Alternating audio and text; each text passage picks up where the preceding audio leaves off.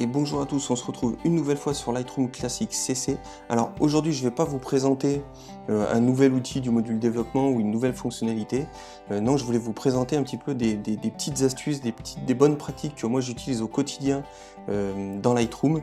Des astuces qui me permettent d'améliorer un petit peu mon expérience utilisateur, de gagner pas mal de temps dans certaines tâches qu'on fait régulièrement avec Lightroom.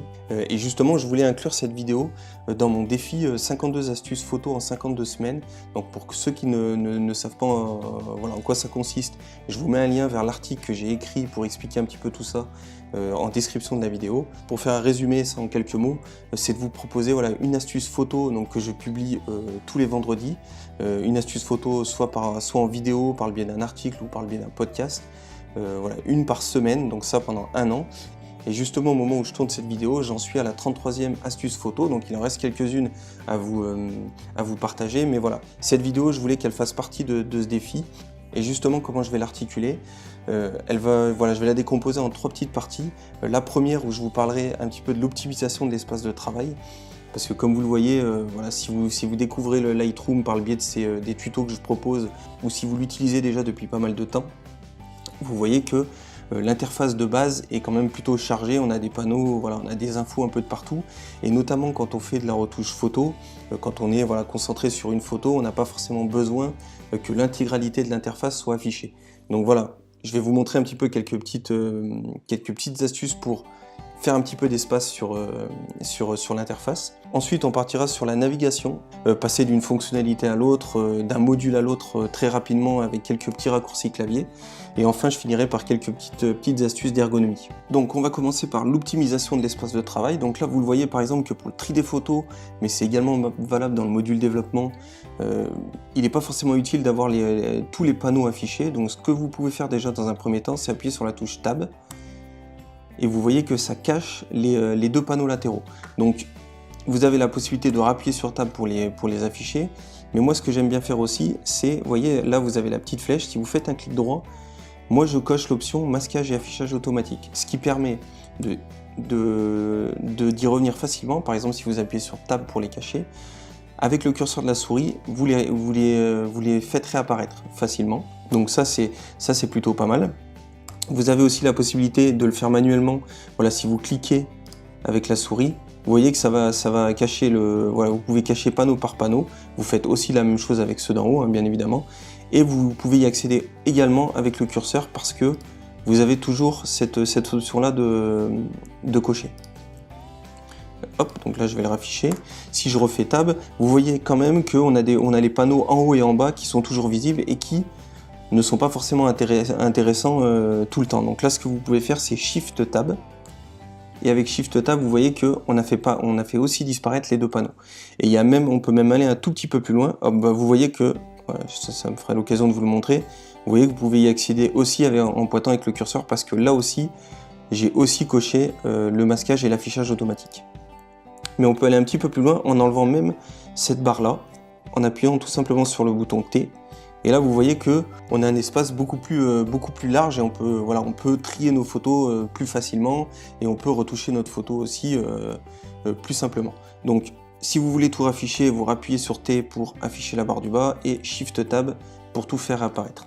Ensuite on a quelque chose qui est plutôt intéressant dans le module développement, donc on va y aller tout de suite. C'est le mode solo, donc qui est utilisable dans tous les panels de Lightroom, donc ceux que vous trouvez là, ceux que vous trouvez ici, mais aussi ceux que vous trouvez dans le module bibliothèque ici et là. Mais là où c'est le plus intéressant, c'est vraiment dans le module développement et ici, parce que c'est tout ce qui concerne les retouches photos. Et vous voyez que là, si j'ouvre les réglages de base, vous faites vos petits réglages. Si vous avez besoin d'aller voir le virage partiel, vous ouvrez les virages partiels, les détails, et vous voyez que vous cumulez les panneaux. Donc ça devient vite assez bordélique et on s'y retrouve plus vraiment. Donc ce que vous pouvez faire, c'est déjà, la première chose, c'est tout fermer d'un coup en appuyant sur commande pour Mac et sur contrôle sur Windows. Vous appuyez sur la touche commande et vous appuyez avec un clic gauche avec la souris, et vous voyez que ça ferme tout. Donc vous avez la possibilité de faire la même manip et tout ouvrir. Donc ça c'est le premier point, donc comme ça permet de tout fermer. Mais moi il y a quelque chose, finalement ça c'est le truc de base, mais moi je vais un petit peu plus loin. j'utilise le mode, ce que Lightroom appelle le mode solo. Donc vous pouvez l'activer de deux manières, soit en faisant un clic droit, donc sur n'importe lequel des panels, vous faites un clic droit et vous activez le mode solo. Et vous allez voir que, alors je vais replier celui-là parce qu'il en ouvre automatiquement un, vous allez voir que l'icône flèche a légèrement changé, c'est-à-dire que là il est en pointillé.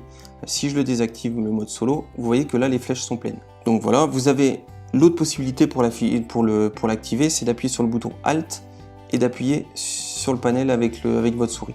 Et là vous voyez que ça l'a également activé. Alors en quoi consiste le mode solo? C'est tout simple. Si vous faites vos réglages de base, voilà, vous touchez la tonalité et que vous voulez ensuite passer, je sais pas, au virage partiel, vous ouvrez et vous voyez que ça a fermé les réglages de base. En fait, le mode solo vous permet, hein, ça porte bien son nom, d'avoir systématiquement qu'un seul panneau d'ouvert. Voilà. Sitôt que vous en ouvrez un, il ferme celui qui était précédemment ouvert. Donc ça vous permet comme ça d'avoir toujours qu'un seul panel d'ouvert.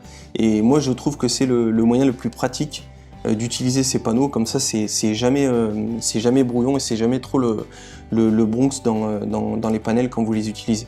Alors voilà un peu pour l'optimisation de l'espace de travail.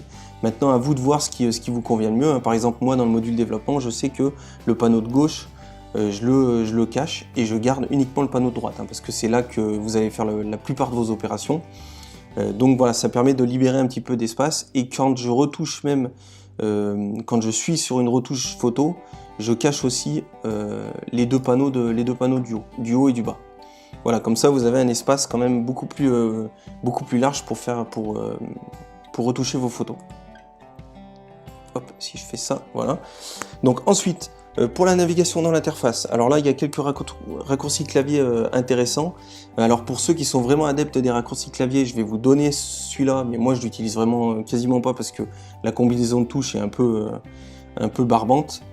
C'est une combinaison avec 4 touches, donc si vous faites Shift, Alt, Commande et puis un des numéros, donc si vous faites le 1, voilà, vous passez d'un module à l'autre. Voilà, module développement, le 3 c'est le module carte, si vous revenez au 1, vous revenez au module bibliothèque et ainsi de suite. Donc voilà, ça vous permet de passer d'un module à un autre assez rapidement, mais la combinaison de touches n'est pas tellement pratique, donc moi finalement j'utilise pas beaucoup.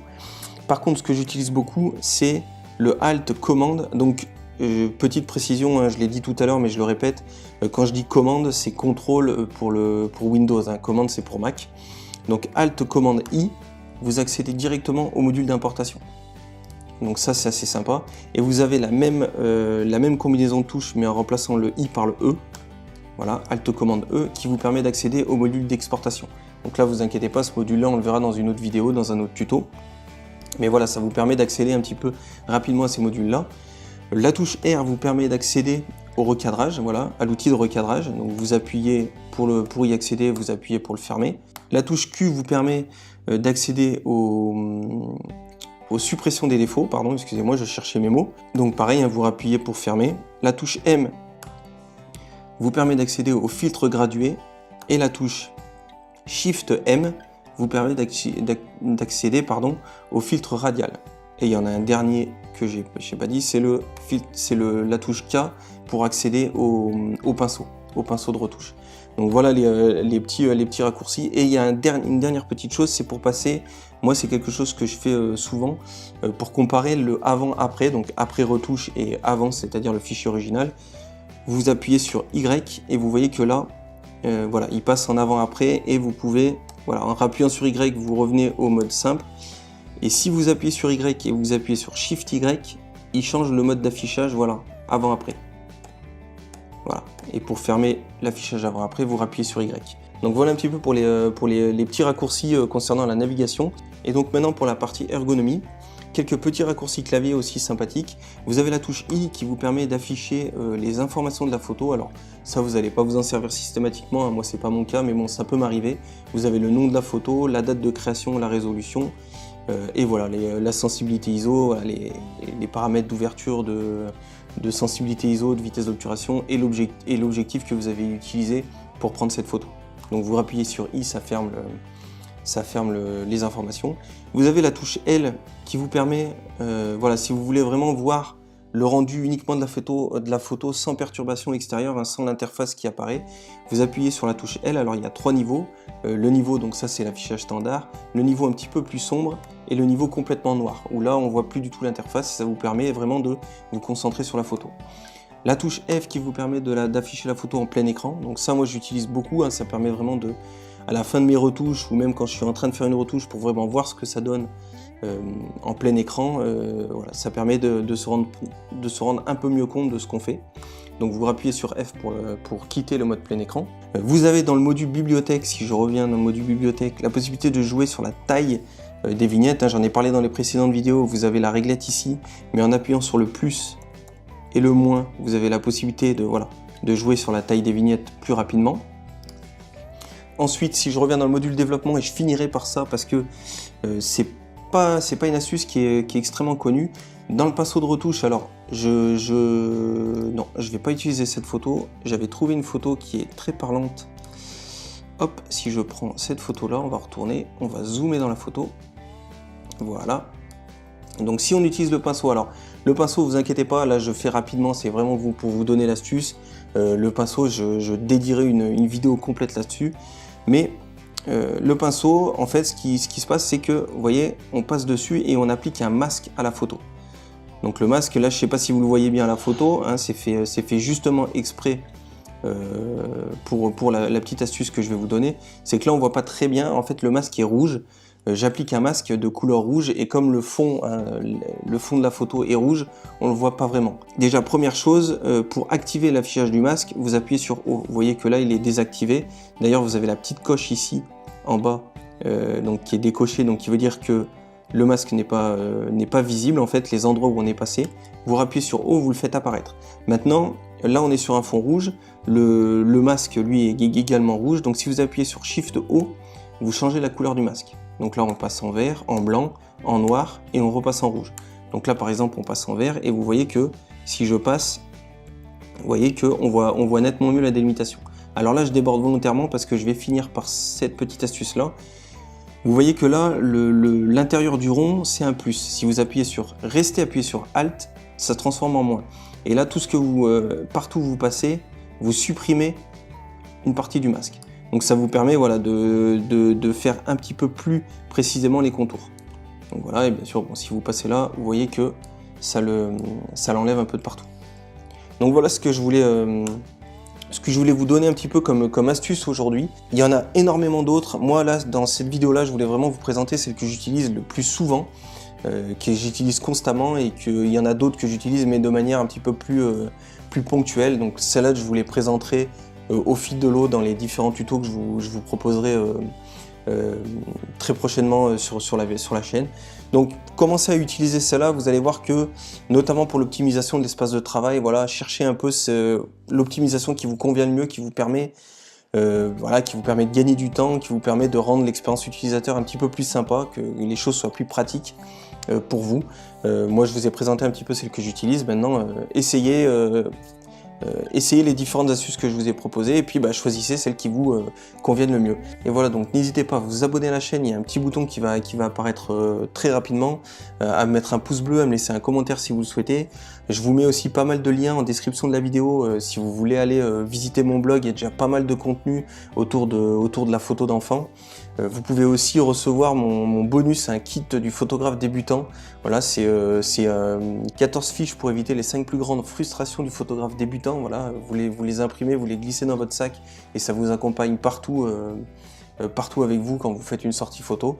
Donc n'hésitez pas, vous avez des formulaires sur mon blog, vous me laissez un mail et je vous envoie tout ça gratuitement par mail. Voilà, un fichier PDF que vous recevrez directement après. Donc voilà, surtout n'hésitez pas et moi je vous dis à bientôt pour une prochaine vidéo. Bye bye.